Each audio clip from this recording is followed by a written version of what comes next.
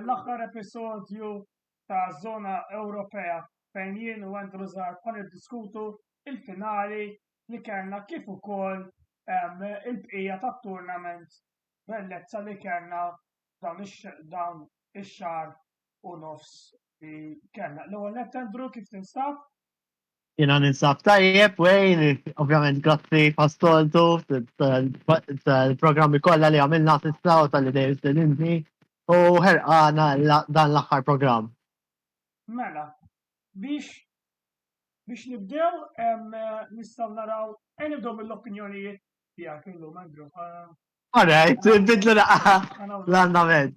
Għanamlu ħarira differenti. Mela, l-ewwel ħaġa li tgħidilna Andrew li l-bieraħ Nico Williams kien il-plejer tal-logħba. Kompli tarraborana ftit forsi?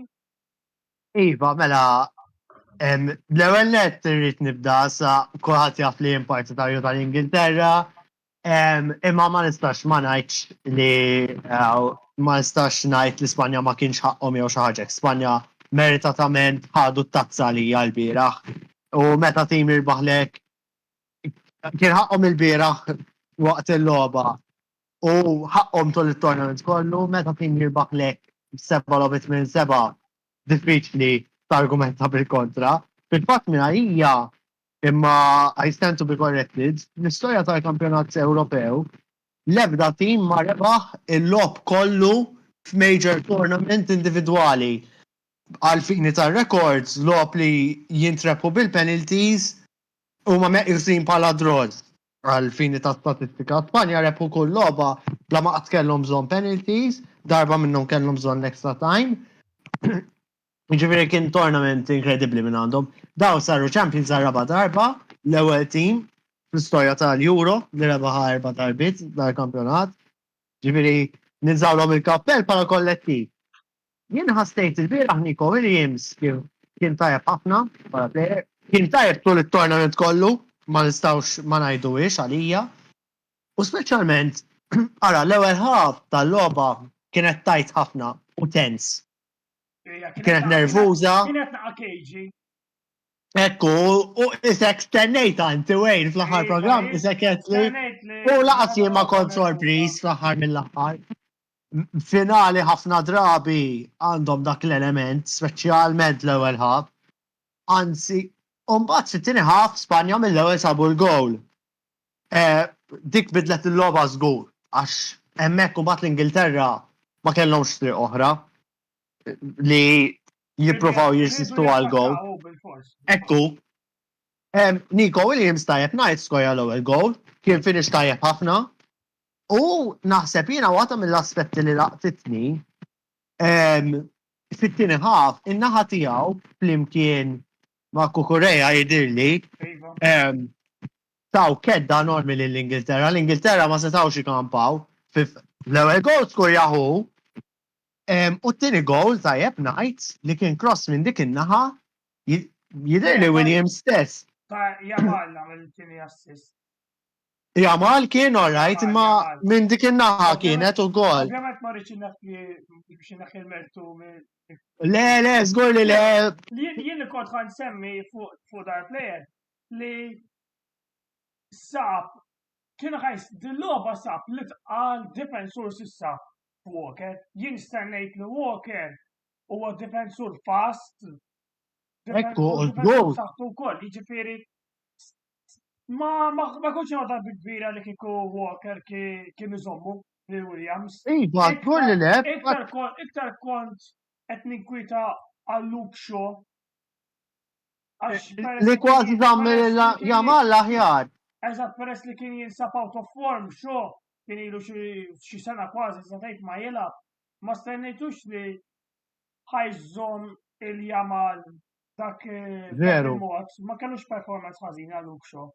Le, dik żgur naqbel mid-darba west. U għalhekk kważi li jiena isni tfajdi l-opinjoni li Williams kien l-aqwa plejer tal-logħba għax kontra Walker veru lab tajjeb, issa Walker kif qed nafu kemmu difensur ħafna kapaċi kontra kwalunkwe winger, dabli jixtieħu jitjieb.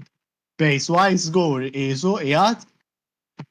Naħseb ħaġa li forsi m'għamlux tajjeb l-Ingilterra fit-tieni ħaf. Qisu ma kienx hemm biżejjed tracking back ħassejt li kienu qed jiġu ħafna 2 kontra 1.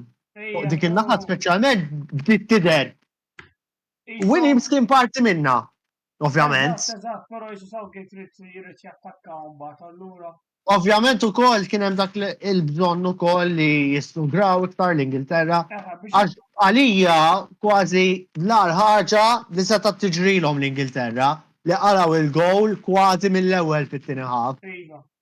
Għax jekk inti biħsieb li tagħmilha naqatajt u forsi iktar ma forsi jeqreb it-tmiem tal-logħba tipprova tistogra għall-gowl u hekk. L-ħaġa lajt u għadek kemm ġej mit-team talk tal-half time, l-ħaġa li kważi jagħmlu l-Ingilterra għalaw il-gowlu. Biddillek il-ħsieb tal-coach u l-istil. Eżatt, kollox jinbidel. Għaddiju dak li qed fid-dressing room kważi f'dak il-punt. U jienu ħassejtni li jisom kien hemm 10 minuti fejn Spanja kellhom il-momentum, kellhom jiskurjaw wieħed tnejn oħra. Ejva, fil-fatt jekk tara t-tieni opinjoni tiegħi wej. Tipo nimxu għat-tieni opinjoni sa tiegħek. Anzi, saqsik domanda qabel ma nimxu għaliha. Min kien l-iktar plejer impressjonak il-bira? Kurzita. Ara, apparti Nico Williams, Dani Olmo, għamel xogħlu fuq l-attakk u għamel xogħlu wkoll. Iva, it-sejt insemmi. Ożgur. Ara, x'determinazzjoni ta' plejer li ma nostoċjawx bħala defense zone. Meta vera hemm bżonn. Carvajal kien solid fuq wara, ħassejtni il-Bellingham kompletament żammu. Iva. U Carvajal. Biex insemmi plejer tal-Ingliżi u mbagħad Cole Palmer li Iva. ħassartu xi ftit. Nifmek. Le li tajjeb ngħidu, jiġifieri isna qbil Nico Williams impressjonana ħafna. Jien l-Olmo kont però. Però Olmo, fair enough, u ma nistax ma nsemmix il-fatt li kien hemm fuq il-linja meta vera kien hemm bżonn dak il-mument. Huwa sinjal ta' tim li fl-aħħar mill-aħħar brid jirbaħ no matter what, il-players kollha kienu wara dak lan tista' tgħid. Ħadmu għalija fl-imkien u għax faċli ta' taddaħal dik u ejja ngħidu skurjaw l-Ingilterra salvawa għall-extra time. Jaf konna ngħidu differenti llum. Eżattament. Kif kont tinsemmi kien għandek l-10 minuti fejn Spanja kellhom il-momentum, Andrew tgħidilna li Jordan Pickford salva lill-Ingilterra mill-iskor ikun ikbar favur Spanja. Jien kont l-ewwel wieħed fuq dan il-programmi li ma kontx konfidenti fil-goler tal-Ingilterra. Iżda. U dik fakart fil-fatt. Ikolli nisqal kellu performance pjuttost saħħitha minkejja li għala ġiġ goals u attwalment tilha fil-finali. Però mill ġab xi sejf tajbin dak il-1v1 kontra Jamal. Ekku. U kien hemm xi sejf ieħor kienu għadhom wieħed xejn sa fejn naf jien. Tajjeb ħafna insejt bħalissa min ix-xut tiegħek. Però kieku marru tnejn b'xejn minn fuq Spanja ma kontx nara triq lura l-Ingilterra f'dak l-istadju. Anzi, faċilment f'dak il-punt seta' kien il-każ l-Ispanja kienu attwalment jaħarbu għax ma trid xejn biex tim jitlef rasu malli jaqla t-tieni gowl fil-finali u jmur tnejn b'xejn minn taħt. Fil-fatt li tim imur tnejn b'xejn minn fuq finali ta' major tournament u attwalment ħaġa vera rari. Ma tantx naraw assir attwalment. Ma nafx hekk Arġentina Franza ġabu xi draw 2-2. Iva, hekk kienu. Dik meta tara l-Ewropej taqta l-Ispanja rebħu 4-0 mal-Italja fl-2012 l-aħħar Euro li ntrebaħ b'vantaġġ ta' 10 goals kien Euro 1992. Fej Denmark kienu rebħu 2-0 mal-Ġermanja. Ġifri għara kemmi ħaġa rari. U għalhekk semmejt kif Pickford salva mill-Ingilterra mill-iskor ikun ikbar favur Spanja. Speċjalment meta kellhom dak il-momentum. U jkolli ngħid li l-gol tal-Ingilterra ġi against the run of play. Ma kienux qed joħolqu ħafna momentum.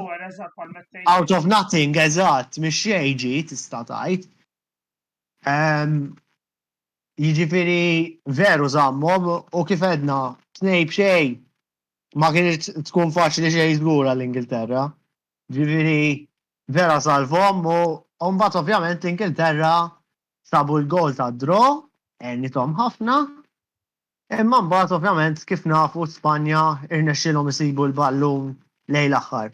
Naħseb aspett ieħor li jkolli nikkummenta fuq Spanja, ħaġa li jiena rajta tul it-tournament li meta imorru minn fuq huma b'saħħithom ħafna biex joqtlu l-logħba billi speċjalment billi jżommu l-ballun. Jżommu l-pussess. Rajna iktar apparti li rajnija wara l-gol ta' xejn, rajta ukoll ħafna fl-ewwel taqsima.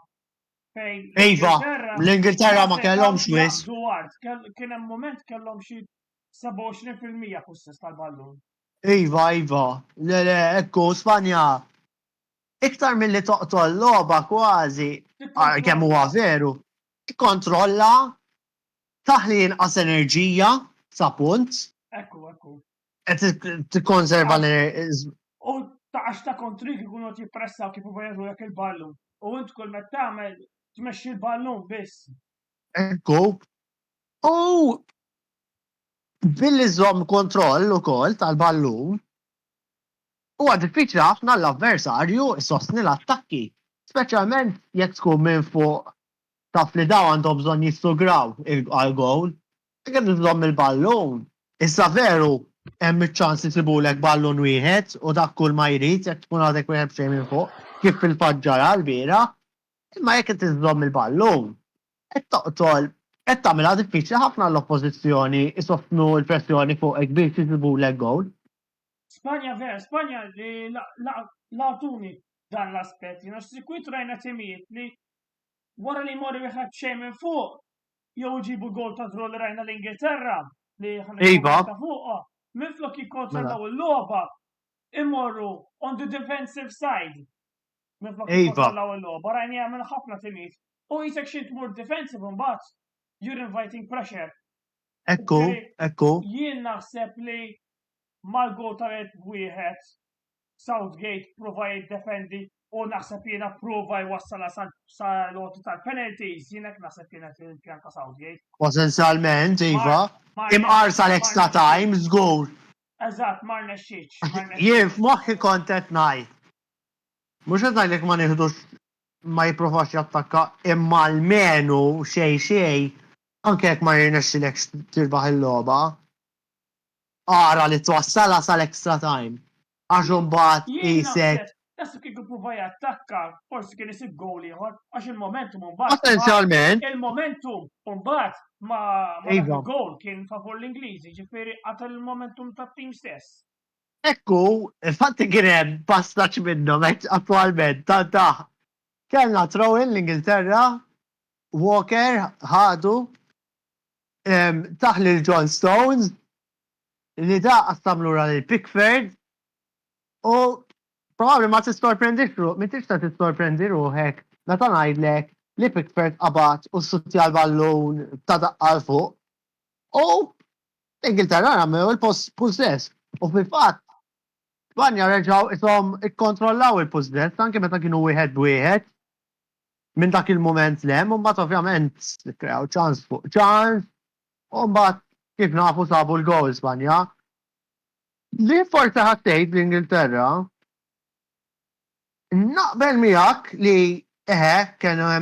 kellhom forsi bżonn jattakkaw biex jżommu l-momentum, iżda ħattejt li kienu qishom bejn ħaltejn bejn jikkommettux għal dak it-tieni gowl biex treppilhom il-logħba, jew jiddefendu biex imqar iwasslu għasal extra time. Ħassejt li kien hemm żbilanċ isu Provaw jagħmlu triq tan-nob Jien naħseb li kienet fallimentari. Jien naħseb li provaw jiddefendu, imma il-ħaġi Southgate daħħal ples bħala Ivan Toney, Watkins, Cole Palmer, daħħal attakkanti, u ċi daħħal l-attakkanti diffiċli mbagħad tagħmel formation biex imbagħad ġiet bilanċjat it-tim ukoll. U zbilanċjat tim eżatt permettejt intek kif nvanejtli, it-tim kien zbalanċjat imbagħad u ma setax jiddefendi, għalhekk l-opinjoni tiegħi missu is-sogra u provaj attakka.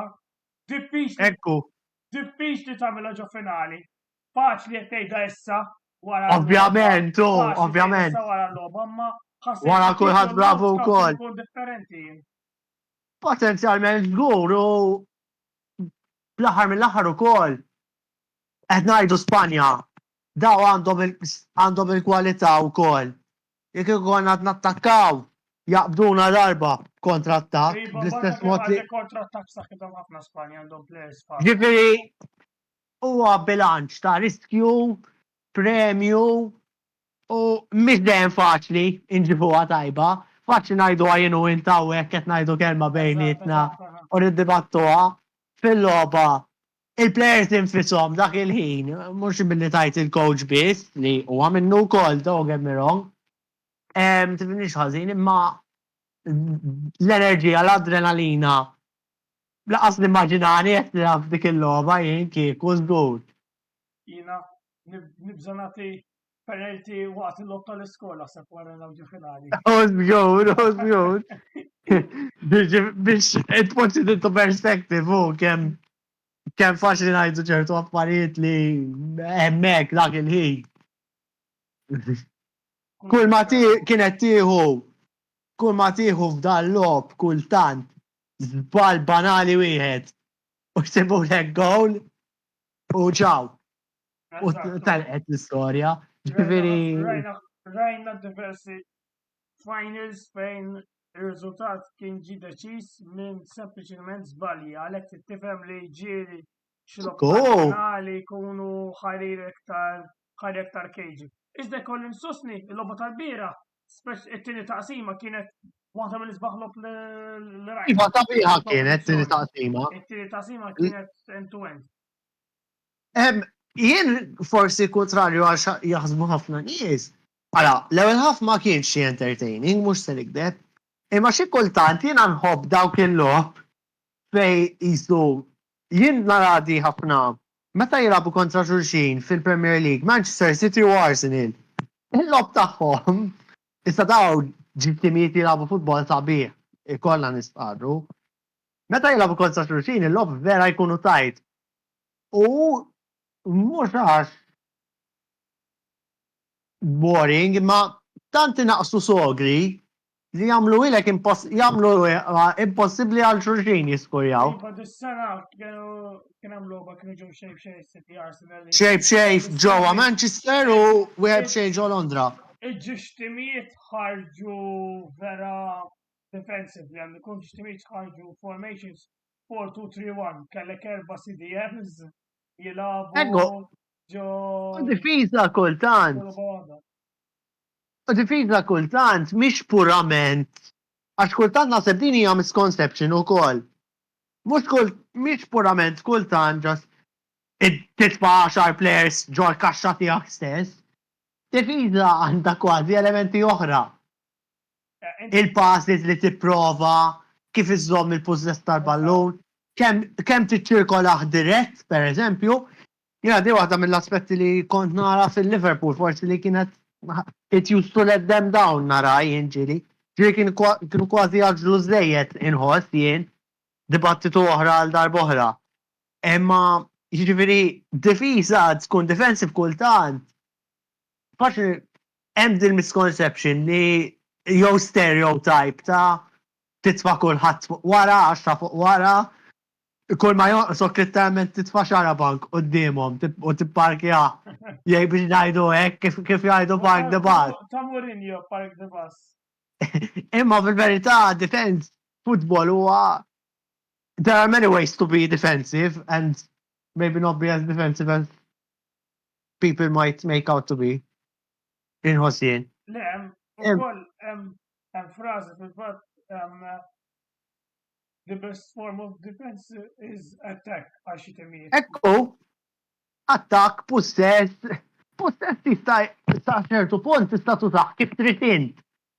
Hawn min jgħidlek possess huwa forma ta' difiża veru boring, pereżempju. U hawn min jgħidlek li possess huwa sabiħ għax tara t-timijiet jattakkaw. Meta fil-verità possess tista' tużaw anke sempliċement biex kif konna qed ngħidu qabel, iżomm ċertu enerġija, ma taħlix enerġija żejda. Eżatt, jien ħassejt ħaġa oħra wkoll li Spanja ħaduh nofs il-ground fit-tieni ta' Iva. Jien nistqar li logħba tirbaħ jekk tieħu nofs il-ground. Le, tagħmel differenza enormi hu. U tibda tilab bil-possess ġolħaf ta' tim ta' kontrik tkun sinjali tkun qed tikkontrolla l-logħba. La, dik żgur, ovvjament individual games dejjem jista' jkunu deċiżi b'mument ċikka, mument tal-bliħ mill-avversarju meta tkun qed tiddomina, imma speċjalment meta nara jien nara ħafna Premier League, forsi inti tara Serie A, dawk it-timijiet li ikunu ma ta' fuq net, waħda mill-affarijiet li jagħmlu tajjeb huwa li jikkontrollaw in-nofs kif qed tajt perfettament int wejn. U naħseb hawnhekk. U mbagħad bħal mettejt inti jaf ikollha xi moment out of nowhere li tinbidel il-logħba li rajna l-bieraħ kif ġara Cole Palmer li naħseb nistgħu nduru għalik. Semmi issa stess li Cole Palmer għandu jinħass diżappuntat li ma kellux aktar minuti tal-lob din il-kompetizzjoni. Ma nafx, jiena faċi ta' ngħid issa bħal mettejt int Andrew, imma Cole Palmer f'tliet kwarti tal-lob ġab goal u assist. Il-goal ġab il-goal ta' draw kontra Spanja. U ġab l-assist li l-Ingilterra għaddew. Iva, waslu sal-finali. F'tliet kwarti tal-lob, forsi kellu ħarir aktar ħaf. Imma jekk tara fil-Foden dan il-plejer kellu 7 lobiet, ma ġabx goal u assist wieħed bħala midfielder avanzat, ma wieħed mit-timijiet favoriti biex jieħdu tazza. Le, Foden kien diżappunt kbir, nibdew minn hemm. Jien ħassejt waħda mill-iżbalji li jagħmel Southgate kien li prova jilab isu kien hemm din fissazzjoni nilagħbu Foden u Bellingham it-tnejn li huma f'daqqa. Li għalija m'għenitx is-sitwazzjoni, ħolqot bilanċi u problemi għax l-ebda wieħed minnhom mu white player. Għalija waħda minnhom. Naħseb Palmer ukoll kien iktar effettiv minn Foden, naħseb hawnhekk m'hemmx x'tiddibatti. Issa faċli wkoll tidher iktar effettiv jekk tidħol nofsi għal hawn nofsi għal hemm, però inħoss li kien hemm forsi xi logħba jew tnejn fej naħseb Cole Palmer forsi kien ħaqqu ċans fuq Foden, għax Foden id-disappunta. Jien inħoss li anke forsi Anthony Gordon kien ħaqqu ċans, sempliċement biex isolvi il-problema ta' noqqas ta' left winger, speċjalment meta ma kellniex il-Luke Shaw disponibbli fl-iskwadra. Hemmhekk inħoss li kien hemm fissazzjoni fl-attakk ħassejt nilagħbu l-aqwa ismijiet. U l-bilanċ naħseb qatt ma kien hemm. Ara, apparti il-goals li skorja Bellingham fl-aħħar ta' il-rabuxxata u l-ewwel goal kontra. L-ewwel goal wara ta' ma' Serbja. Eżatt kontra Serbja. Il-bqija ħankun impressjona laqqas. Ma impressjonanix jien. U nifmek. Isom l-Ingilterra kellhom ħafna smijiet, però bħala sistema ma kienux daqshekk synchronized, kellek ħafna. Le, naqbel miegħek. Kellek xi nuqqasijiet u difetti. U naħseb Palmer x'kien daħħal mal-ewwel wara t-titjib. Dan qisu meta lura fil-group stages daħħal il-majnu u mal-ewwel kien hemm titjib. Naħseb Palmer seta' jagħmel dak l-effett ukoll. Iva, veru. Għandek punt. Ħankompli nsemmi wkoll hemm l-aħħar ħaġa finish brillanti il-bieraħ. Iva, perfett. Il-kartunina tal-lasta u jkoll nistqar dak il-gossip li l-Ingilterra ħajdawru l-logħba jien. Nifmek, Jien rajt Spanja x'kien tim jitlef ħafna chances u x'kien tim jibda Ma jitlef toħodx chances, bi-kbira. ma toħodx bi-kbira li jitilfu jien dejjem qed ngħid x'inhi kollok sperm Iva. tal-lob favorit trid tiskurija bil-fors. Ekku, U Spanja probabbilment m'għamlux. kif qed int, kif isna qedna qabel naħseb, l-Ingilterra ma sfruttawx dak il-moment tal-aħħar. Ġabu l-gol tal-1-1 kif qedna, Tawaffu. ta' wieħed, imma ma rnexxilhomx whether willingly or otherwise iżommu dik il-momentum biex ikollhom l-attakki sabiex imbagħad eventwalment idawru l-logħba favorihom kontra Spanja. Ġifieri, le, ma kif qed int il-finish kien veru tajjeb ta' Cole Palmer u inħoss li probabbli għamel każ bil-lob li lab li ma kienx ħafna naħseb naqbel miegħek li da wera li forsi kien ħaqqu iktar chances. Jien ma stax nifhem li il-plejer wera minn qabel il-Euros li x'kapaċi jsarraf għax kien it-top goal contributor ta' Chelsea żgur. Ejwa. Ma nafx jekk kienx il-plejer li ġab iktar goals plus assists combined fil-Premier League. Probably minn tixtejjer bot kien wieħed mit-top. jew top assister mandikum bħala goal contributions kien jgħid l-ewwel fil-Premier League. Jiġifieri. Ejwa le. Jekk ma kienx l-ewwel xorta ġab ħafna, żgur. U żgur. Le l-contribution tiegħu kienet. Kana mill-like botta għek ma se tittakar il-ħatrik tiegħu kontra United. Xatli? Żgur il-ħatrik u żgur li ma ninsiex. Ġiex penalties ukoll for the record. Le, jiġifieri, le, u l-kontribut tiegħu ma' Chelsea dal-istaġun. Bit minn banda almenu fil-bidu qabel ma tħanna.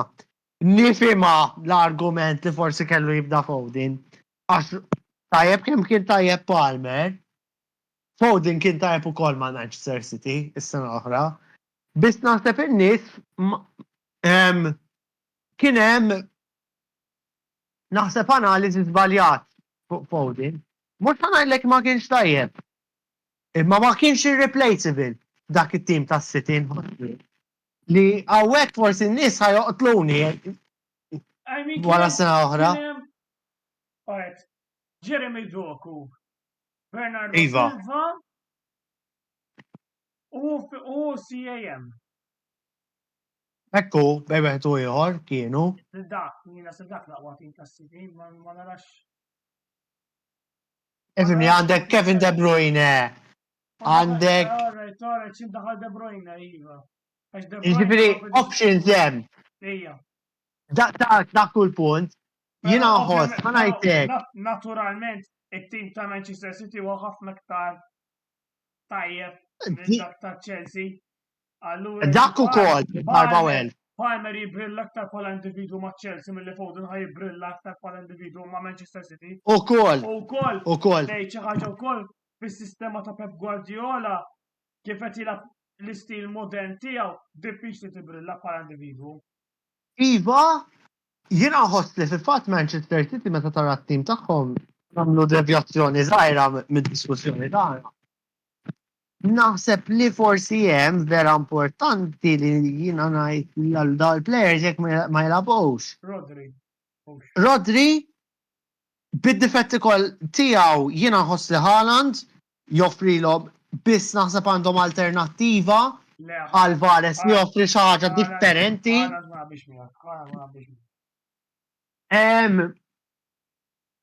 Rodri żgur, m'hemmx dubju. Jiena nħoss li statistikament meta tara bid-difetti kollha tiegħu tal-logħb Haaland itihom boost kultant laqas hija neċessarjament bit-tangibles jew huwa mentalment ukoll. Għax pereżempju difiża, alright veru hemm Walker importanti ħafna naħseb. Però meta tara City li huma difensuri pass.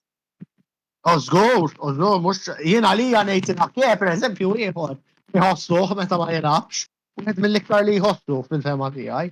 Għax per eżempju, Ederson li għalija goler tajjeb ħafna, għandu replacement tajjeb ħafna Ortega. Ġifiri, għandak l-aspet tal-Manchester City. Ortega naħseb dak is-sejf fuq Huminson. Incredibly, wej, niftakru kont tarata kien-ħin, kont kważi ċert li ħaj jiskorja sol. Literalment, naraħ. U bad naraħ li literalment, Ruben Dias laqta jitfawli aħtan ma laħaqx miegħu.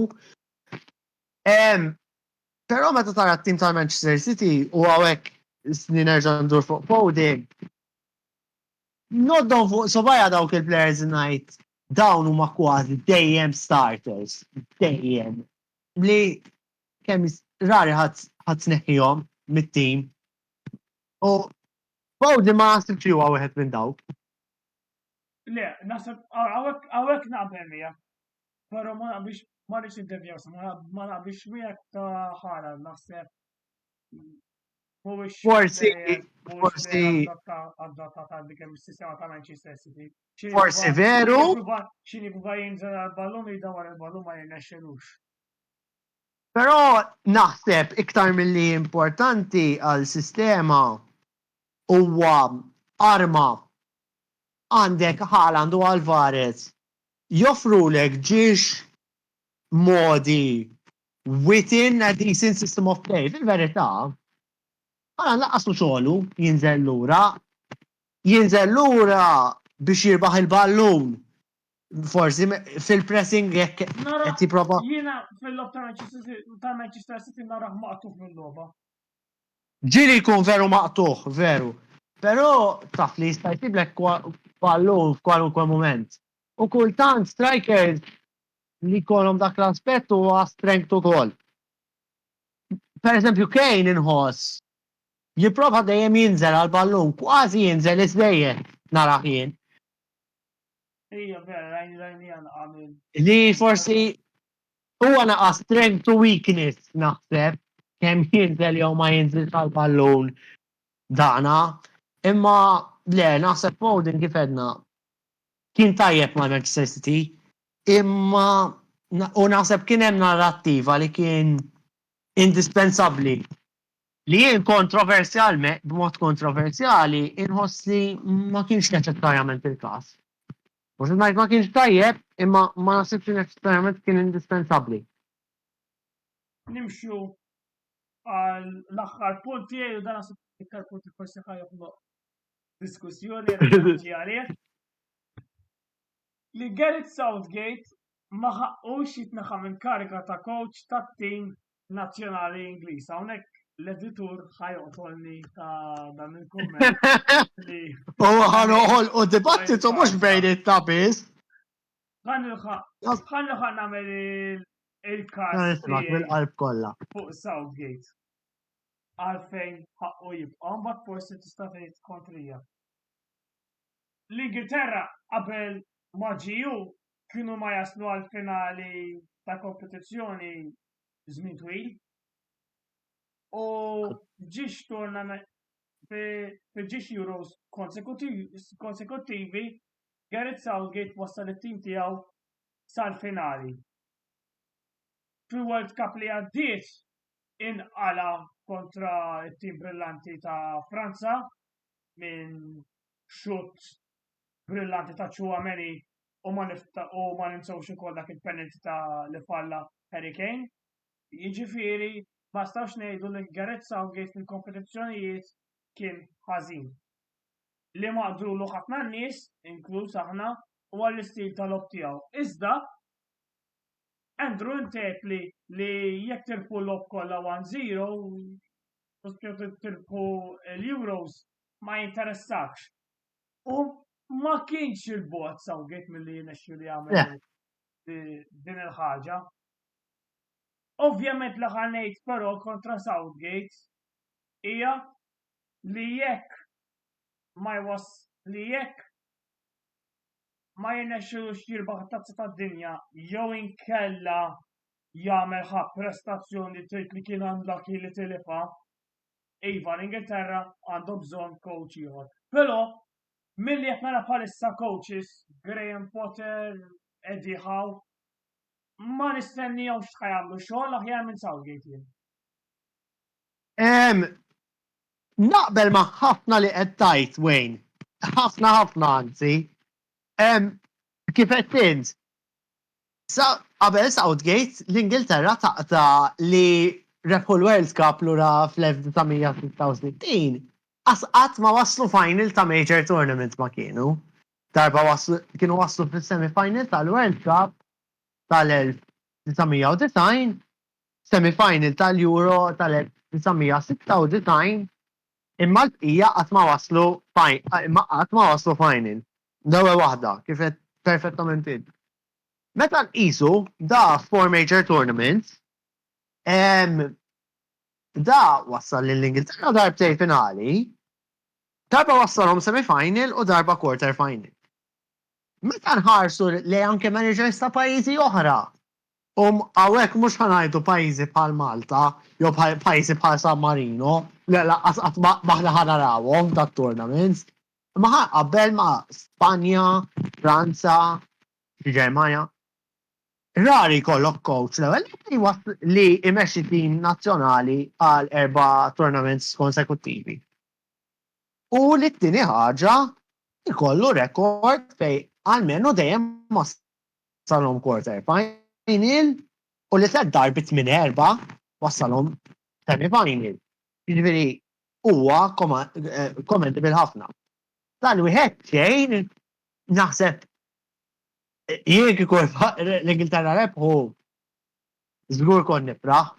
U fi verità, ħafna drabi in-nies jiftakru tirbaħ xew le tournament. Issa, hawnhekk l-episodju ta' qabel. Eżatt. Hawnhekk l-argument ikollha tmur kontra Southgate għax bit-tajjeb kollu tiegħu ma rnexxilux minn dak l-aspett, ma rnexxiex.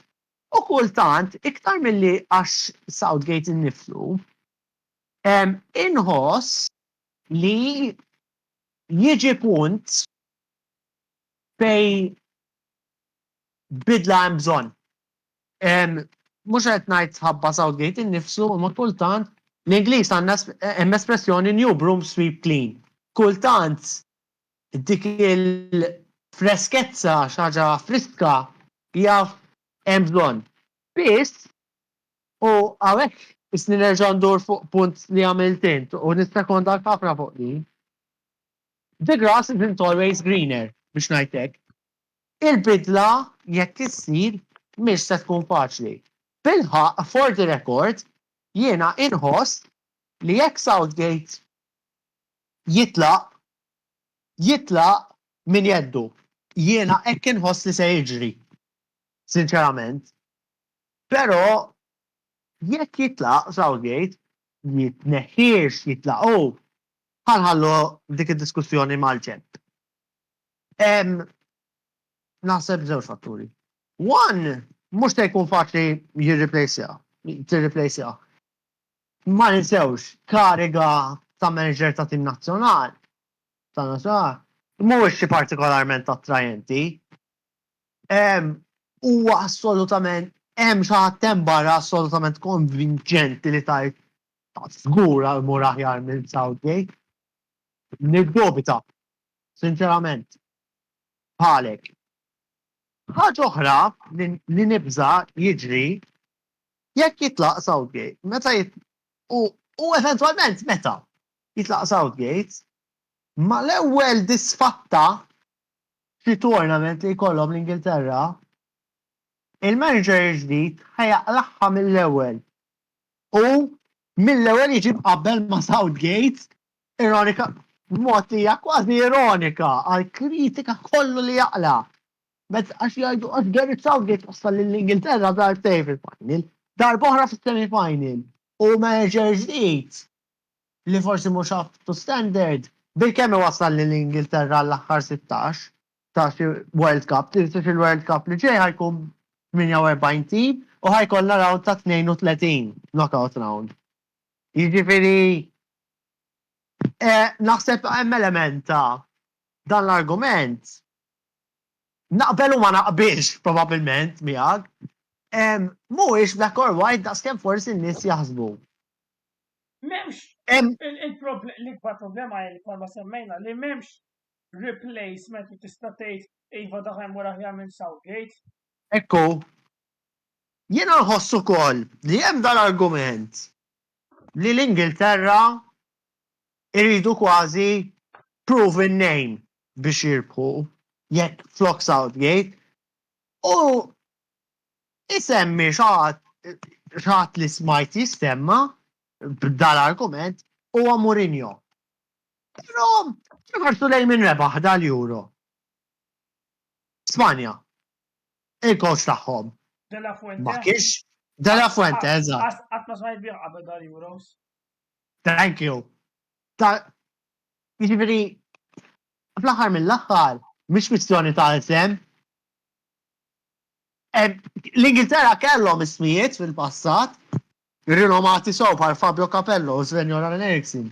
Sempliċement they did not deliver. Jiġifieri isem mhux ngħidlek mhuwiex minnu, mhuwiex validu, imma mhuwiex happy orrendo in my opinion, huwa misconception enormi. Coaches, u naħseb ħafna mid-dibattitu ta' fuq Southgate u mhux Southgate, kultant titħares ukoll lejx qed jagħmlu pajjiż bħal Spanja li biex jirnexxu li forsi l-Ingilterra mhumiex jagħmlu effectively ħanajtek forsi hemm bżonn ta' tip ferja A jew B fejn Spanja tirnexxu. U naħseb id-dibattu kien wisq sempliċi, isu wisq sempliċi hawnhekk, hawn nies jagħmluha wisq sempliċi, black or white. Southgate in jew Southgate out. Isna qed tagħmlu xi referendum. Jiġifieri hawnhekk Wayne mhux ħanajt naqbel miegħek għal kollox, iżda għandek argument b'saħħtu ħafna hawn. U argument. Ħan semmi coach ieħor li forsi qabel ma tim ta' nazzjonali ħadd ma kien jaf bih. Scaloni tal-Arġentina. Żgur, eżatt, ieħor. Coppa America, World Cup u Coppa America fuq xulxin. U dan eżatt. Ma coach ebda pajjiż ieħor jew tim ieħor. Eżatt, jiġifieri sempliċi li sema lija mhuwiex minnu u naħseb ħanajtek id-dibattitu fuq fallimenti ta' Southgate replacements għandu jkun ħafna iktar minn sempliċi isem. Għandek jiena ħoss waħda mill-aspetti favur Southgate, dan naħseb kien proċess li beda meta kien għadu manager ta' Under 21. L-Ingilterra u hawnhekk nfaħħar ukoll l-Ispanja u pathway tajba għal-players. Meta taqra għal-players li produċew f'dawn l-aħħar 10 snin huwa b'saħħtu ħafna. Southgate kien parti minna ta' daw iċ-chances biex daw il-players pikkaw hemm barra u f'tournament wara tournament kienu tajbin overall. Qed jirnexxu mal-clubs rispettivi tagħhom fl-Ingilterra, forsi anke min barra mill-Ingilterra. Spanja by the way qed jagħmluha vera tajba meta qed tara dat-tim li tellaw. Għax di l-iktar ħaġa naħseb in-nies iridu jiftakru f'Spanja. Repu l-Euro meritatament, by the way. Imma mhuwiex xi tim partikolarment anzjan Wayne. Taf li hemm potenzjal enormi għal futur going forward. Is-sitwazzjoni tipprometti ħafna, jiġifieri hawnhekk forsi nifhem l-argument li hemm bżonn ta' bidla, sa punt forsi naqbel magħha għax forsi he hasn't delivered what was ultimately wanted. Imma ħanajtek li tneħħi Southgate iġġor ħafna riski u hemm ħafna iktar analiżi li jrid isir. U mhix ħassolvi il-problemi kollha li xi nies jaħsbu. Ekku. U jien di l-argument ironika. Actually, jien wieħed mill-ftit li jien nagħmilha ħafna jien. Jien ħassejt anke wara l-World Cup li għaddiet. Min ħajġibu għax kien hemm tpatbit li ma jibqax. Imma biex isib coach ieħor. Mhux sempliċi faċli. U anzi hawnhekk mhuwiex sempliċi issib coach ieħor. Imma huwa li tanalizza issues forsi iktar fil-fond li hemm. Jew affarijiet li jridu jittiebu on a broader level. Ma ngħidlek hekk. Le, jien naħseb bħalmet lek diġà għal kont ta' xi nies, ovvjament jien m'iniex partikolari tal-Ingilterra, però naħseb li tkaċċija ta' Southgate mhix ħassolvi il-problemi kollha. Le, dik assolutament naqbel 100%. Ma ngħidu hekk. U m'hemmx manager partikolari li tista' ġġib flok Southgate. U jiena nħoss li ħafna minn dad-dibattiti. For example, Graham Potter, he proved himself with Brighton, mar ma' Chelsea u ma' xejn. Ma' xejn kif qed tajt. U naħseb dad-dibattiti hemm stereotype ieħor li nħoss li hawn dad-dibattitu irridux coach Ingliż jew barrani. Li għalija ikun żball enormi li tiġi tgħidli coach ħabba nazzjonalità purament. Kont kien naħseb sa ċertu punt jekk naħseb li jekk ikollu bżonn jiġi mkeċċi Southgate, l-Ingilterra aktar jaqblu jiġibu coach barrani. Forsi jbiddel ħarira assolutament validu. Jbiddel ħarira l-mentalità. Forsi, però ma nistgħux naqgħu f'dal xi smum. Inħoss li hemm isu ħeġġa. Barrani biex ngħidu ġibna barrani, għax barrani jirbaħ li forsi jew bl-istess mod għax Ingliż tried and tested. Meta fil-verità nazzjonalità m'għandix tidħol fiha għalija. Taffettwa xi ftit, biex ma taffettwax, però jien naħseb li għandek. It's a superficial thing inħoss jiena. Ma taffettwax das kemm xi nies jaħsbu, però naħseb li. Eżatt.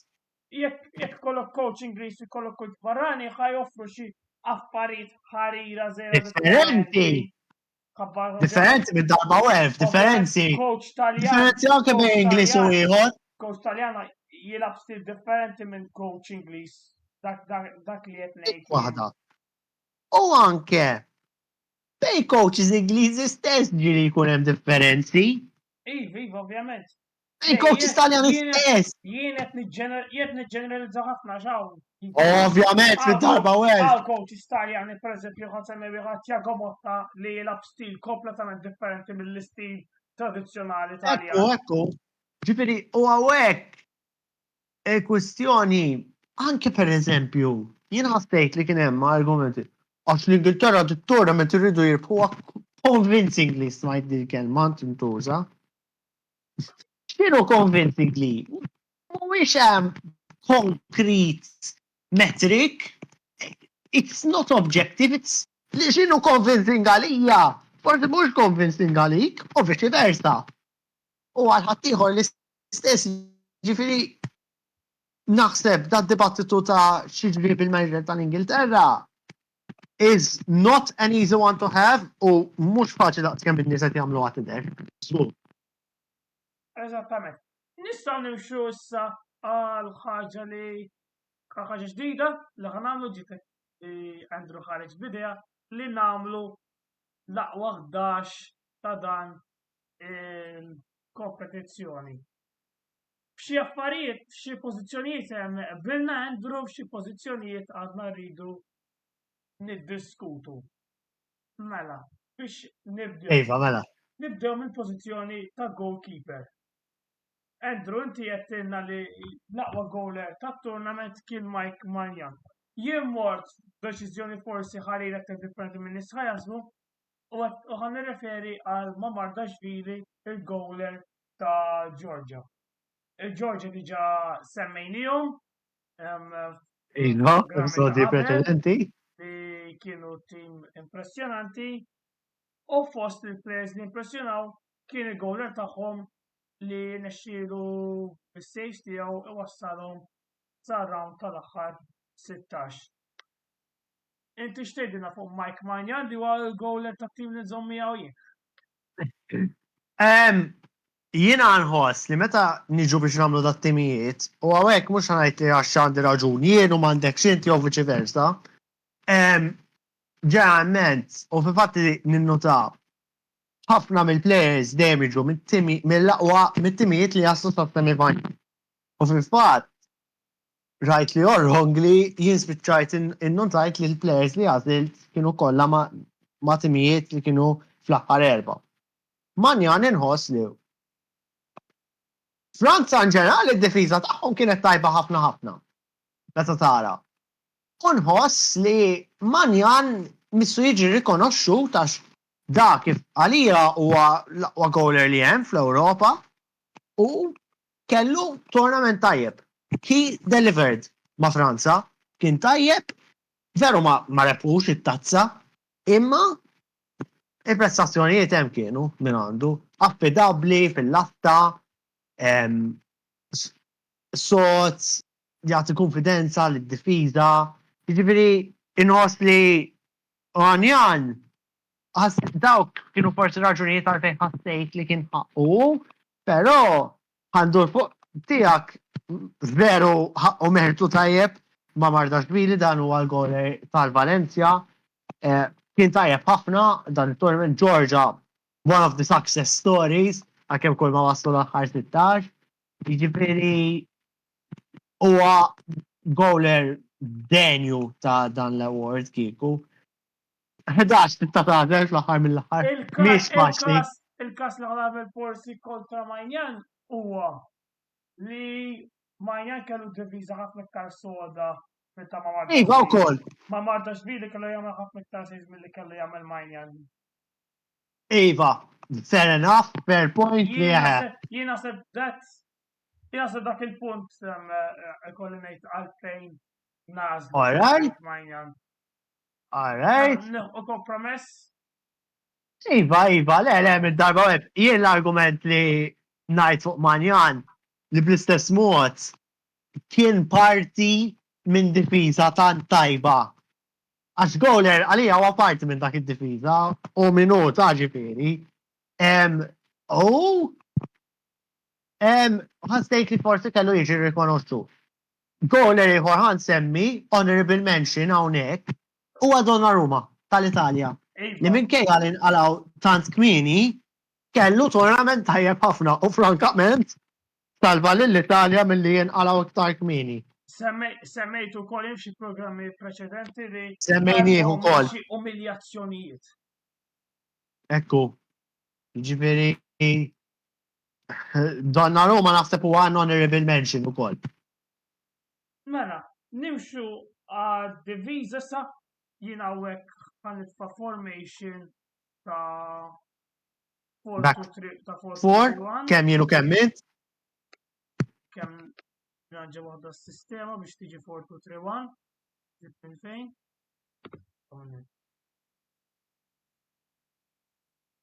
Alright. Mela, il-players ta' wara.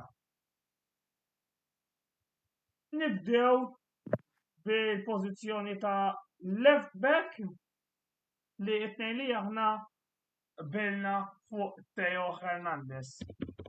Ħansemmi Theo Hernandez fuq dik il-prestazzjoni inkredibbli li kellu fi kontra il-Belġium. Iva. Inkredibbli. Kellu tournament tajjeb, għalija minn bidu sakemm inqalgħu. Kien sod ħafna. Naħseb jiena fil-fatt ħadd innota fit-tim tiegħi għas il-difensuri ta' Franza, u anke Maignan. Għax ħassejt dak id-difiża, meta għandek difiża tant tajjeb, sinjal li dawk il-players kellhom tournament tajjeb u tajjeb ngħidu li dak tim baqa' jasal ovvjament.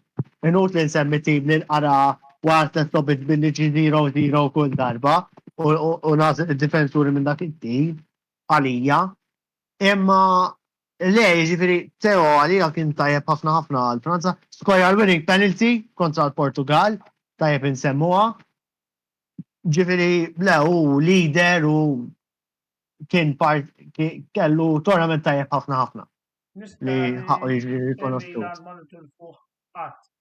Fleri ħolli qbilna fuq ukoll huwa gwieħi tal-Ingilterra li kien hemm xi mistoqsijiet fuq qabel ma beda t-tournament iżda mill-ewwel logħba. Qed niftakar l-ewwel programm li għamilna Wayne. Fuq l-inċertezza li kelli fuq id-diviża Ingliża jien, inkluż dal-plejer u he completely proved me wrong.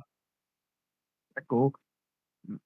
Dak li jiena naħseb, mhux li lek biss by the way, he proved wrong, jiena naħseb illi Gehi marem kontra stennija li ħajibdax it-tama naħseb kien li jibda Maguire. Imma ovvjament kien imweġġa, m'hemmx tagħmel.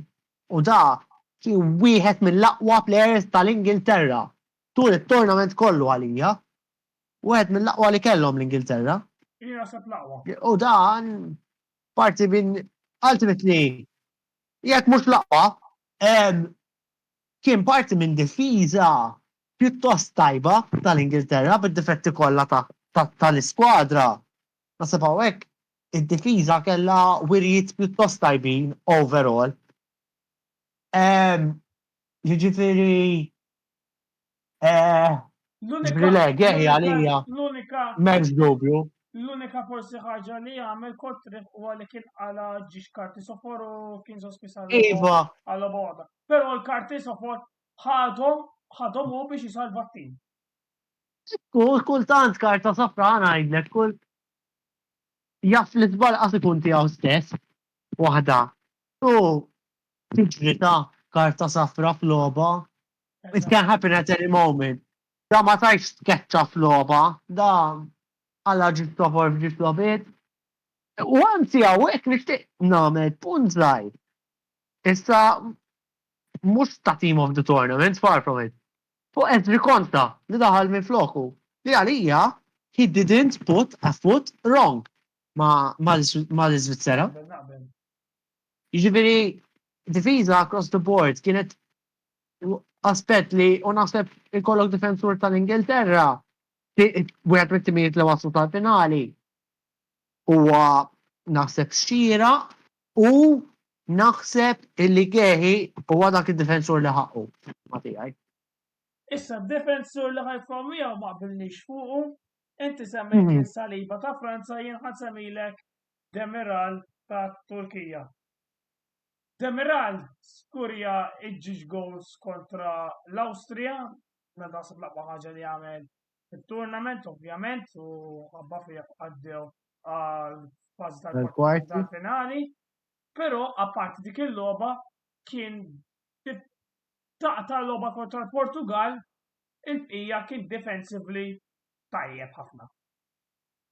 Iva, għawek naqbel mal-punti li tħamel inti Wayne. Saliba nħoss jiena għawek forsi għawek u semmejt il-punt qabel. Ħassejt il-difiża ta' Franza tant kollettiv li kienu tajjeb li ħassejt diffiċli ma ninkludihomx, ma nkun sinċir miegħek. U ħassejt li Saliba kellu tournament sod ħafna u ħassejt li naħseb kien ħaqqu jiġi rikonoxxut. Jien meta qed nara tat-timijiet jien anke għandi kurzità x'se joħorġu l-UEFA bħala team of the tournament tagħhom l-official. Iva vera. Huwa panel of technical observers, Capello fosthom jidher li hemm Benitez fil-panel u hemm panel mhux ħażin. Jien verament kun ħares place issa Gehi nkun ixxukjat ma jkunx hemm sista minn dawn li ddiskutejna. Jien inkun xi ftit sorpriż jekk ma jkunx hemm Teo laqqas għax inħoss li kien denju u naħseb hawnhekk tibda tinduna meta qbilna biex qbilna sinjal li hemm ċans qawwi naħseb jiena ħajġu inklużi fl-aħħar mill-aħħar. Jien Saliba kif moħħi ukoll Nażel Jiġifieri ma morniex daqshekk Le, il-bot. ma nix nażel il-Demiral u għal dak il-fatt li Tal-Awstrija. Eżatt, dak tal-Awstrija u kif ukoll ma kellux forsi collectively team tajjeb daqs kemm għandhom Franza. Not oħra fuq Demiral huma t-tackles tiegħu, tit għandna naraw defensuri li jilagħbu daqshekk. Li forsi ngħid Ver jista' jkun over the limit kultant, pero huwa defensively jagħti kollox. li forsi nħoss kien hemm bledda. Pero ħanażel il-Saliba għal fatt li kien għamel team of the tournament jisni bħala diviża ta' Franza kien kodhom mill-aħjar, allura tagħmel sens nimpoġġi iktar difensuri minn tagħhom. U ħaġa żgħira fuq Demiral, where he lets himself down għalija. Jien minix ħanitħol fil-mertu ta' x'għamel u x'm'għamilx. Jien naħseb dik hija differenti mill-lum. Le, mhux ħanitħol fil-mertu nfisha. Inħoss li taqbel jew ma taqbilx mal-ben jew dana kienet ħaġa li ma kellux bżonn jagħmilha u fl-aħħar mill-aħħar kienet ġustifikata jew le minix ħanidħol fiha. Spiċċa ġab li nnifsu sospis mal-Olanda fuq ħaġa naqra għal xejn. Ħanajtek. Kienet taqa' banali. Biex qed inneħħi mill-mertu tal-lob. Ma konsidrajtix parti mid-deċiżjoni għax hija lil mill-logħba tal. Fair enough. Jien m'għaddix minn rasi neċessarjament in the first place, però kieku kelli nagħmel argument kontrih, naħseb mersi l nnifsu. Ħanajtek fiha. Mhux qed ngħid ta' tagħmel sew ma mhix sew. Imma naħseb forsi kienet naqra unnecessary u spiċċa l-iktar ġi sospiż ta' fil-verità u ma labx logħba li seta' potenzjalment jagħmel dak id-differenza. Iva. Innaka tar-right back jien tissemmi lil Denzel Dumfries u jiena ħad semmilek lil Carvajal. Carvajal l-istess kellu logħba sospiża però l-karta ħamra rajta kienet waħda li. Le, dik ħallija, dik parti mill-logħba, iktar parti mill-logħba dik. Dik parti mill-logħba, il-bqija Carvajal skurja gowl fil-grupp. Dirli l-ewwel dirli l-ewwel logħba mal-Kroazja. Il-bqija kien defensively kemm ukoll biex jibbilja ballun kien tajjeb, kien tajjeb. Forsi xi nies ma stennewx li komparat ma' pleġo ta' Spanja li għandhom iktar forsi pace minnu, forsi mhux se jadatta daqshekk, iżda apparti il-karta ħamra li apparti mill-logħba tista' ma xejn ħażin. Lekku, fil-fatt ta' Demiral li semmejt isu ġisos li rrid nagħmel il-punt qabel bla mandu ħafna fuq. Li ġisos spis ħabba ħaġa mhux relatat mal-futbol innifsu ħassejt li ħadmet kontri. Carvajal fil-verità ħamra ġiex karti soffor fl-logħba erħila fil-verità. Ħassejt Dumfries sinċerament il-fatt li l-Olanda waslu semi-final naħseb kien parti minn dak it-tim u plejer tajjeb ħafna. Ma nafx kemm joħġob lilek wejn. Ma partitarju tal-Milan, imma naħseb li kien kellu tournament tajjeb on the whole, però ikolli ngħid ma nistax ma naqbilx miegħek fuq Carvajal. Sinċerament, dana ħsibna dattimijiet independently minn xulxin. Ġifieri la provajt ninfluenzak mod, u laqas li inti lili, ġifieri. Jien naħseb l-istess tim ma sax irqedu il-Dumfries u Theo Hernandez flimkien. Żgur, għajtek punt vera valitu. Le, punt tajba ġifieri, ma ħsibx fiha żgur.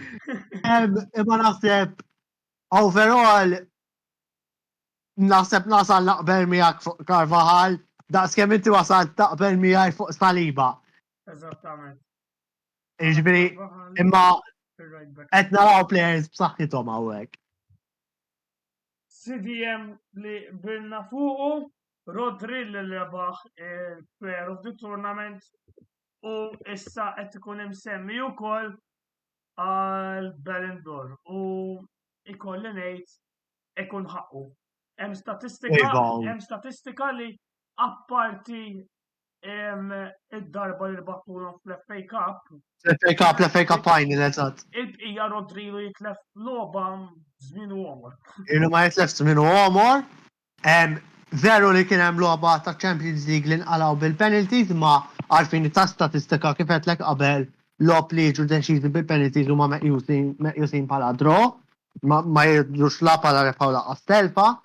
Le, ġbiri Rodri u għasem diskussjoni għalija xi tajt fuq u tournament tajjeb nafu l-player xi sarraf. Weri għama Spanja l-esperjenza tiegħu f'dak it-tim u żgur ħaqqu li kun ma l-sax ma edux f'dak it-tim bir-riset kollu għalija. Dak il-kurixtu kjat beyond anything jekk ma jinkludux rilu fit-team of the tournament. Tajjeb li jsemmu li dak in player of the tournament. Ovvjament, fit-team of the tournament immaġina jien. Inkun inkredulu kieku. Is-CDM li hemm miegħu għandna diskussjoni x'nagħmlu, inti għażilt il-Majnu u jiena ħanażel lil N'Golo Kante li ma stennejtux ħajibqa' fil-fitness li kien peress issa ma kontx nobsol li ħajibqa' b'dik l-istess enerġija grinta li jibqa' jiġri jieħu l-blanen. Baqa' kif kien, ma nbidilx. Forsi m'għandux l-iktar play style elaborata jew forsi mhux player li dribilja u hekk iżda he does the dirty work of the team. Ekku, naqbel miegħek fuq li qed tajt. Bl-istess mod ma tajtx li Rodri huwa xi player laqqas ġifieri għax style jew mhux style. Bliot li tkun effettiv. U Kante kien effettiv. Le, Kante nifhem l-raġunijiet 100% tiegħek hawnhekk. Li ħassejt Majnu is li kien tant żgħir. Daħal aqas mill-bidunet tat-tournament, daħal wara t-tielet logħba. Irrid ngħid li l-Ingilterra naħseb parti mit-titjib tagħhom tul it-tournament kien in parti grazzi għalih. U ħassejt li kontribwixxa ħafna u jien ħassejt li kelli nirrikonoxxi dak il-kontribut tiegħu dwar fl-aqwa 11 tiegħi. Iżda ma nkunx xukjat jekk ma jkunx inkluż fl-aqwa 11.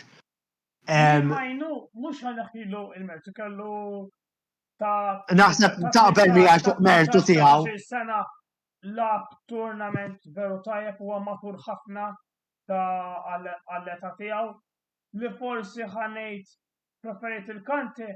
Kante kien iktar konsistenti all across the board. Iva. Majnu ma kellux finali tajba. Dik waħda kif qed tajt int. U t-tieni ħaġa kif naħseb forsi għandek punt tajjeb li Kante kien iktar konsistenti beda mill-bidu tal-aħħar. Ġifieri u naħseb hawnhekk importanti dat teams of the tournament jiena nħoss li titqis waħda mill-fatturi fej wasal it-tim tiegħek. Hemm forsi wieħed jew tnejn jkunu vera stilel, imma it's quite rare. Tipo ma mardax li forsi huwa wieħed minnhom. Imma goaler sa ċertu punt tkun one of the easier positions fej jiġri dan. Imma hija naħseb kif qed minn jibqa' għaddej u minn forsi jkun iktar konsistenti li jelab il-lob kważi kollha jkun bħala automatic first choice, naħseb taħdem favur Kante. Hemmhekk għandek argument tajjeb ħafna favur Kante. Għalija. Favur Kante? Nistgħu ta' Naslu vid għal N'Golo Kante. Li miss. Hawnhekk il-bqija maġġoranza nistgħu ngħidu li bilna. Wieħed biss ma qbilniex. Wieħed biss ma qbilniex. Jiena nibda minnu ħan diffiċli ħafna kienet di għalija, però ħanfar Musiala fuq Dani Olmo. Deċiżjoni diffiċli kienet, Nismek, Musiala inti għadni tifhem lili. kolla b'sal-kwarti tal-finali u jien naħseb fl-opinjoni tiegħi kien l-ewwel plejer ta' Ġermanja. Naqbel 100%. Il-logħba tal-Ġermanja faċilment seta' kienet tkun favorihom u faċilment setgħu baqgħu sejrin biex jirbħu t-turnament. U Musiala seta' jkun il-protagonista ta' dan it-turnament. La, żgur, Musiala kellu turnament tajjeb ħafna. Inut li noqgħod indur mal-lewż hawnhekk. Kien wieħed mit-top scorers, by the way, Musiala. Kien hemm 6 players li skorjaw 3 goals kull wieħed. Le, Musiala nifhem ir-raġunijiet tiegħek 100%. Probably inti tifhem ir-raġunijiet tiegħi għal fejn għażilt il-Olmo, ġifieri din mhix għażla faċli meta taħseb fiha. Musiala jienu naħseb fiha across the tournament jiġini frasi bħala wieħed minn dawk l-ismiet li probabbli kien denju ta' dan il-premju biex ngħid hekk. Jiġifieri ma kienx għażla, imma Olmo kellu tournament veru impressjonanti. Minn bidu sal-aħħar. Kull logħba kien għalija parti kruċjali mir-raġuni għalfejn Spanja rebħu dan it-tournament wejn. Rajni anke l-bira bl-iktar mod li forsi ħadd ma jobsor kif semmejna. Naħseb dak il-goal line clearance, naħseb nażel l-Olmo fuq Musiala ħabba dak li ħalla effett kbir fuq min rebaħ il-finali. U kien konsistenti tul it-tournament. Minix naħsbu purament ħabba dik id-daqqa ta' ras. Jien aħna temmejnieh jumejnilu. Ġifieri ma ġi ħanajlek meta tiġi f'dal selections ma tiġix program ta' jumejn ilu qed taħseb 11 kompletament differenti minn tal-lum. Jiġuk plejer jew tnejn mela ma jiġukx forsi. Imma Olmo kontilni naraħ qed jibbrilla kienet tidher li sejjer tajjeb. Skorja kontra l-Ġermanja tajjeb insemmija wejn. Wieħed minn dawk l-iskorja. Ma jidirix insejġax l-assist attwalment għat-tieni goal. Ngħidu attwalment fuq Olmo. Skorja ġiex goals fil-knockout stage, Three players għamlu għadik u skorja ġiex goals. Musiala għal-ieħor. Skorja ieħor Musiala. Għax eżatt fulkru jidher li skorja kontra Spanja. Imma biex tara Olmo l-effett kien konsistenti. Kellu l-effett meta when it really counted u kien parti mill winning team. Naħseb dawk l-argumenti għalija jitfaw lill-Olmo f'dak it-team. Jitfajt l-Olmo, però jekk xi ħadd ma jaqbilx jippreferi il-Musiala. Għalija onestament da 50-50. Ejba, delikata. Għan nixxukjax ruħi jekk għadha nara l-Musiala. Laq waħdax. Ma nafx meta ħarġuhom imma laq waħdax imma żgur ma nixxukjax ruħi. Right mid u left mid nistgħu nitkellmu fuqhom forsi bħala kollettiv kellna Jamal u Nico Williams. U bekk mod interessanti it-tlieta li huma midfielders avvanzati tagħna kollha huma mat-tim ta' Spanja. Ekku, mbagħad jiġi Gakpo. Hawnhekk Gakpo jkolli nistqar għalkemm qbilna ma kienitx għażla faċli. Jiena nħoss waħda mill-fatturi li ma kien hemm l-ebda striker pool f'dan it-tournament li ipperformja. Kejn diżappuntanti. Mbappé ma minx Hemm wieħed forsi mhux ħanażlu għax ma tantx wasal u mhux plejer imsemmi. Ivan Schranz ta' Iva, veru! Veru! Xtib naqra fih, ikolli nistqar imma. Anke jien. Imma Isu kwit skorja dawk it-tlet goals u fit-nies kellu tal-pass. il-wol tiegħu imma meta ma tasalx imqar quarter final biex tkun mażul ma laqwa 11. Tkun għamil ċaġa. Vera trid tkun ma 11 kieku qed nagħmlu skwadra ta' 18 u 23 storja oħra.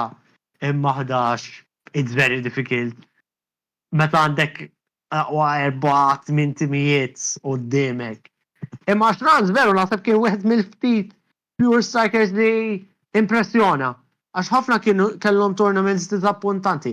Lukaku, fil-fatt Lukaku kien top scorer ukoll, iżda sfortunatament fil-kategorija ta' disallowed goals. Joj kienet għaw il-long goal pal-striker. No goals, veru, għax hawn goals kellha ammont incredibli wkoll. Għazzi ma kellix hawn goal fil-final, ha? Imma ġifieri Gakpo naħseb kien wieħed mill-aqwa players tal-Olanda, skorja 3 goals ieħor, imma naħseb in ġenerali kienet waħda mit-temi li strikers puri they didn't deliver. Id-disappuntaw. Jien naħseb din it-trend ta' strikers puri disappuntaw. Ila naqra, ilna ma naraw striker pur forsi ta' tal-Haaland li impressjona b'mod vera impressjona u skurja ħafna goals fita ta' strikers puri.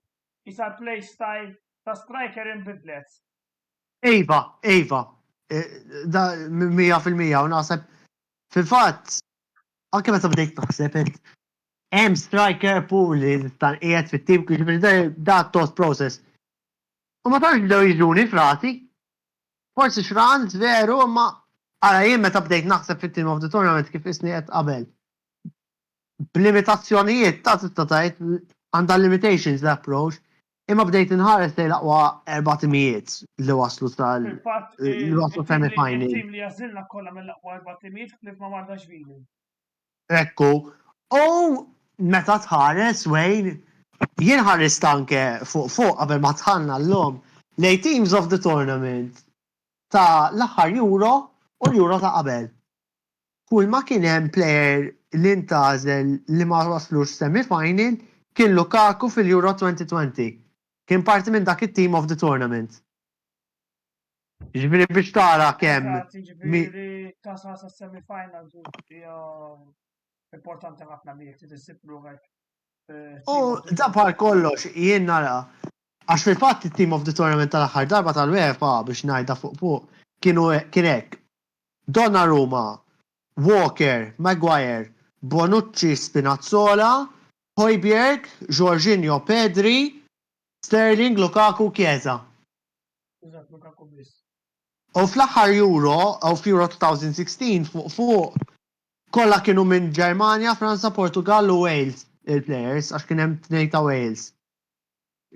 Kien hemm Joelin u Aaron Ramsey kienu ntażlu bħala parti minn dak it-team. Ronaldo kien intażel, rajt fuq, kien hemm Jerome Boateng, niftakar Patricio, Pepe, ġifieri Griezmann biex insemmi xi ħadd ieħor li kien brilla f'dak il-Euro. Ġifieri tieħu l-idea tat-timi. Ħaġa oħra korpu tal-striker fu interessat ukoll li t-top scorer ta' din is-sena kien Mifrux. Kien hemm 6 differenti u 3 goals li skurjaw. Iva, infatti wieħed mill-iktar talis baxxi u għawek 2012 ukoll. Ekku, biss 2012 ikollna nagħmlu punt żgħir ieħor li kienet għata tournament b'16 tim u mhux 24. Ġifieri ir-rebbieħ ġala flop inqas u ġenerali tippretendi li forsi t-top scorer dak iż-żmien ma kienx jiskorja ammont enormi ta' goals. Griezmann pereżempju f'Euro 2016 kien skorja 6 ta' fejn jien u spiċċa top scorer. U l-aħħar tournament Ronaldo u Schick skorjaw 5 kull wieħed kienu. Ġifieri le vera, dat tournament dak kien trend ukoll li jiena bdejt nosserva meta bdejt inħares lejn top scorers sur it-tournament. Fil-fatt, titbellaħ meta ngħidilek di, wara l-ewwel round tal-op, L-ebda player ma skorja 10 goals. Iva, nafa, kolla kienu goal scorers differenti. U naħseb ma kien hemm l-ebda logħba fit-tournament. Imma I definitely li player skorja 10 goals fiha. Forsi Mika Twedze ta' Georgia. Mika Tadze ħanajdlek eżatt. Naħseb le Mika Tadze skorja darbtejn. Le, Mika Tadze 3 darbit differenti skorja. Il-gruppi. Kolla, Demiral. Iva, għajdli, semmejni. Inkredibilment li l-unsejn, ma veru, qed nara fuq ħatte, ġifieri, ma skorja ġil-gol.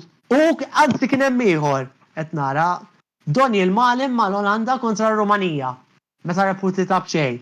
Imma biex tara kemm intesit. Kien skorja ġil-gol lejn l-aħħar. Forsi jekk tiftakar. Imma biex tara tnoddu fuq subajna id-drabi. Biex nara, kontent. Bilna fuq 6 ta' ġifieri, bilna fuq 6 qabel ma tħallna. U malajr wasanna biex għadni 11. Biex nara, kontent dak li rajt fil-lotta Euros, kienet kompetizzjoni mill-isbaħ, kellna ħafna lej drama, diversi sorprizi, forsi ta' Turkija u ta' Georgia jibqaw ġiġtimijiet li jibqaw f'moħħi għal ħafna żmien żgur. Żguru. Interessanti forsi wkoll ħanaraw tal-qudiem forsi x'lim players jistgħu jagħmlu forsi l-karriera tagħhom aħjar minn fuq dan it-tournament. Ma nodix bi-kbira, ma mardax bi. Iva. Tim aħjar il-dak qed nistenna jien. Il-bqija Żgur. Il-bqija forsi l-aħħar kommenti tiegħek għandhom fuq din il-kompetizzjoni. Naħseb, I think we've all enjoyed this past month. Ma disappuntax il-tournament inħossien. Kellna affarijiet interessanti ħafna, late goals, players jibrillaw żgħar, per eżempju, kien hemm ħafna żgħażagħ tajbin li impressjonaw f'dat tournament. Trends li forsi ma stennejniex, forsi tal-striker li semmejna. L-aqwa tim naħseb rebaħ it-tournament fl-aħħar mill-aħħar. Diffiċli tajt le. Kien ħaqhom kemm il-bieraħ kif ukoll tournament kollu, da tim li rebaħ 7 minn 7 ma tistax teħilhom il-kappellu. Ikolli ngħid proset Spanja minkejja liva bħala partitarju tal-Ingilterra inħoss daqsxejn dispjaċir li l-Ingilterra ma rebħux il-logħba tal-bieraħ. Imma wejn il-bqija biex nagħlaq hawnhekk vera kien ta' pjaċir kbir nagħmlu dal-programmi kollha. Tul da tournament kollu vera ħadd gost, sinċerament. U grazzi dejjem tal-istedina tiegħek u tal-paċenzja u tal-ħin li nsibu biex nagħmlu tal-programmi. Ringrazzjajla, kentu nirringrazzja lil kull min kien qed jara dawn il-programmi wkoll. U żgur ma nistax ma nsemmix lit-telespettaturi tagħna l-segwaċi kollha. Jien minn naħa tiegħi dak li kelli ngħidilkom u nispera li issa jkollkom vaganzi mill-aqwa.